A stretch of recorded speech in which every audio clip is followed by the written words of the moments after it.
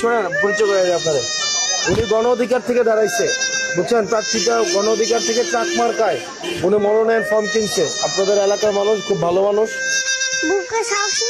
আমি আসনাদ আব্দুল্লাহকে আমার কোনো প্রতিদ্বন্দ্বিতা মনে করি না।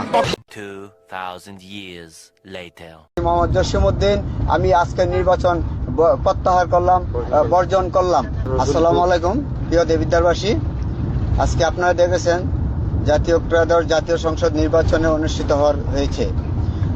ওই অবস্থায় আমাদের বড়শালগড়, ইসুফপুর, রসুলপুর, তারপর সুবিল, মাসিগারা, ফতে ইউনিয়নগুলোতে আমাদের অনিয়ম হয়েছে, ভোট কারচুপি করা হয়েছে, ব্যালট বাক্স ছিনতাই করা হয়েছে, আমাদের এজেন্ট বার করে দেওয়া হয়েছে এবং অনেককে রক্তাক্ত করা হয়েছে। আমাদের নেতাকর্মী যারা কেন্দ্রে যাইতো তাদেরকে আহত করা হয়েছে, বাড়ি বাড়িতে হুমকি দেওয়া হয়েছে এবং টাকা দিয়া ভোট কিনছে। সারাদিন টাকা দিয়ে তারা ভোট কিনছে। এখন লাস্ট পর্যায়ে এসে তারা নিজেরা ভোট কাটতেছে এবং ভোট কাস্ট করতেছে।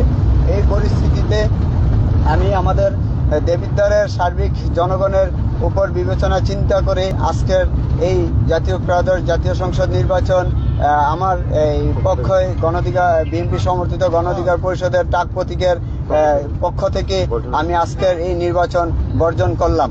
প্রশাসন আমাদেরকে হেল্প করে নাই। প্রশাসন তাদেরকে বারবার ফোন দেওয়ার পরও আমাদের বিভিন্ন কেন্দ্রে ওরা যায় নাই। প্রশাসন আমাদেরকে কোনো রকমের সহযোগিতা করে নাই। তারা বিভিন্ন অজুহাত দেখাচ্ছে যে যখন তাদের অভিযোগ দিতাম তারা বলতো যে আমরা দেখতেছি, আপনারা যান। তো সেই বিষয়টি দেখতে আমাদেরকে কোনো সহযোগিতা করে নাই। প্রশাসন বলেন, পুলিশ বলেন, সেনাবাহিনী, প্রশাসনের সবাই আমাদেরকে কোনো দিক দিয়ে সহযোগিতা করে নাই। আমি বারবার ফোন করার পরও বিভিন্ন কেন্দ্রে যাওয়ার জন্য বললো, তারা যায় নাই।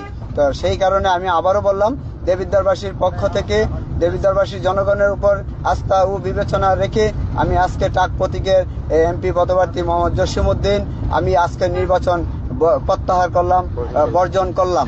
ধন্যবাদ সবাইকে। আসসালামু আলাইকুম।